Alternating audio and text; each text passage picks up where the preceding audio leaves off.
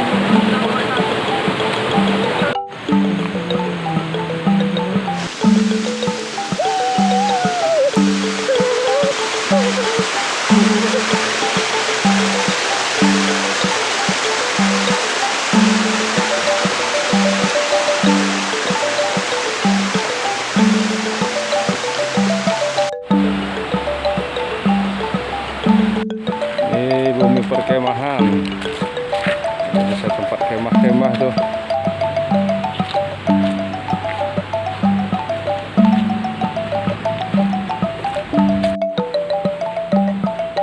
Larang masuk tanpa izin petugas. Nah, ini Sosa lagi beres-beres persiapan new normal. Jadi posnya di pel disiapin biar nanti kalau memang sudah berlaku normal di TNBBS Kebun Perahu udah bisa dibuka, ini udah siap.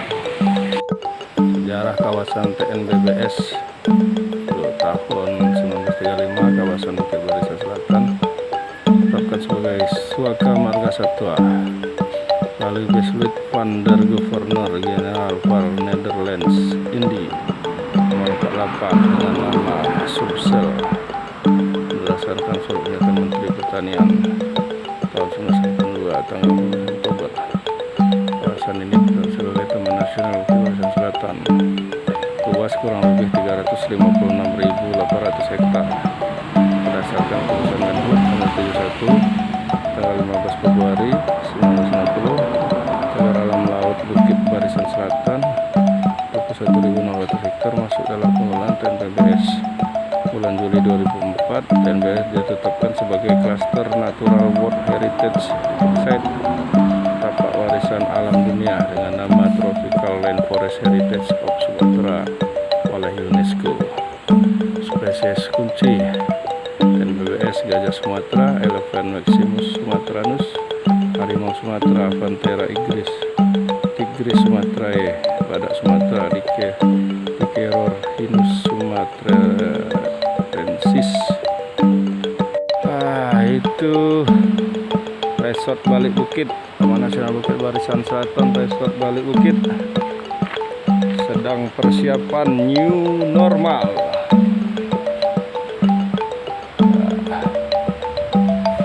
Ini dulu video kita kali ini. Itu Sosa ada lagi manggul-manggul papan persiapan new normal di Taman Nasional Bukit Barisan Selatan. Sampai jumpa lagi di video-video selanjutnya. Assalamualaikum warahmatullahi wabarakatuh. Oke.